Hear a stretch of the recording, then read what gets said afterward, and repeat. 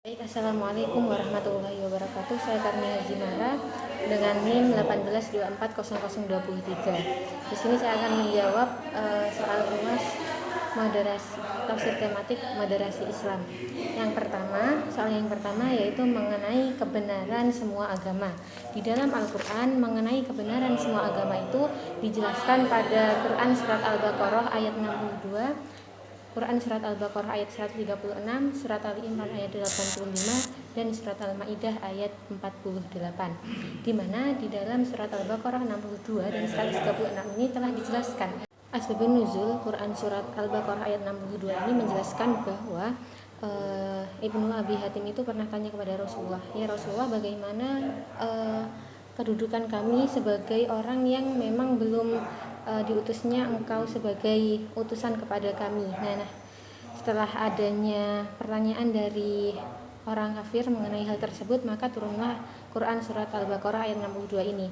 Nah, kemudian mengenai ayat ini tafsir At-Tabari menjelaskan bahwa keimanan Yahudi adalah apabila seseorang berpegang teguh dengan Taurat dan ajaran Nabi Musa, maka keimanannya dapat diterima hingga datangnya Nabi Isa.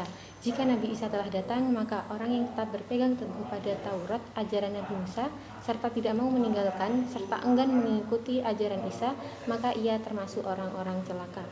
Mengenai tafsir Quran surat Ali Imran ayat 85, di sini dijelaskan bahwa asbabun nuzul dari ayat ini adalah Mujahid As-Suddi berkata, ayat ini turun berkaitan dengan Al-Haris bin Suwaid, saudara Al-Hulas bin Suwaid.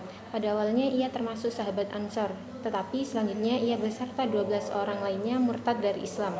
Nah, lalu turunlah ayat ini yang kemudian mengirim pesan kepada saudara laki-lakinya bahwa ia bertobat.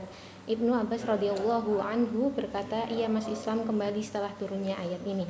Menurut tafsir Ibnu Katsir, barang siapa mencari agama selain agama Islam, maka sekali-kali tidaklah agama itu diterima darinya. Yakni barang siapa yang menempuh suatu jalan selain jalan yang telah disyariatkan oleh Allah, maka jalan itu tidak akan diterima darinya. Yaitu barang siapa yang melakukan suatu amal sedangkan amal itu bukan termasuk urusan kami, maka amal itu ditolak.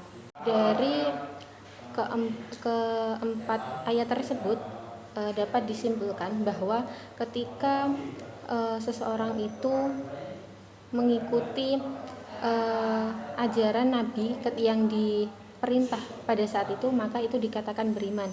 Namun apabila ia tetap membangkang atau mengikuti agama yang lalu padahal sudah ada utusan yang lebih akhir, maka itu disimpulkan bahwa mereka adalah orang-orang yang celaka.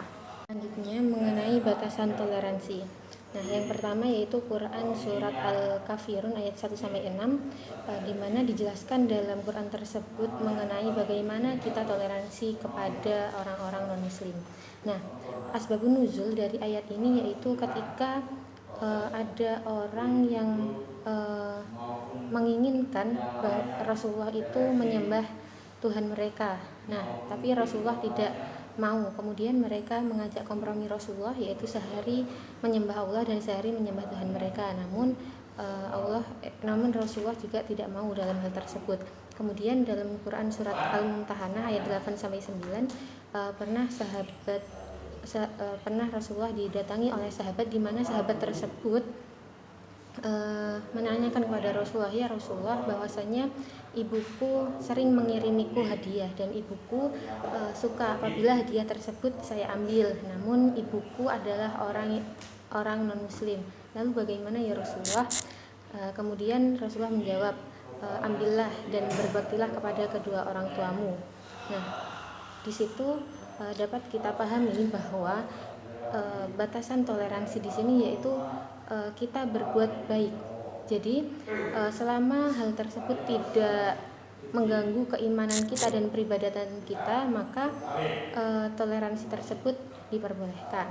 Yaitu mengenai penafsiran daulah Islam dalam Al-Quran, di mana di dalam Al-Quran dijelaskan dalam Quran Saba ayat 15 dengan konsep daulah Islam itu baldatun thayyibatun wa rabbun ghafur. Kemudian dijelaskan dalam Quran surat Al-Baqarah ayat 126, yaitu konsepnya itu baladan amina. Kemudian dalam Quran surat Al-Ahzab ayat 36.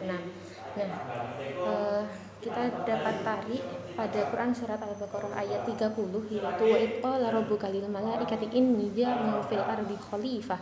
Khalifah di sini yaitu sebagai pemimpin. Bagaimana Allah memerintahkan manusia itu sebagai khalifah di buminya. Nah, manusia sebagai khalifah di muka bumi ini diberikan Allah kebebasan untuk menentukan bagaimana jalan mereka mengatur kehidupan. Nah, salah satunya yaitu dengan membentuk sebuah komunitas masyarakat berupa daulah. Nah, jadi daulah di sini diharapkan dapat mengikuti konsep daulah dalam Al-Quran, yaitu baldatun tayyibatun wa rabbun ghafur dan baladan aminah.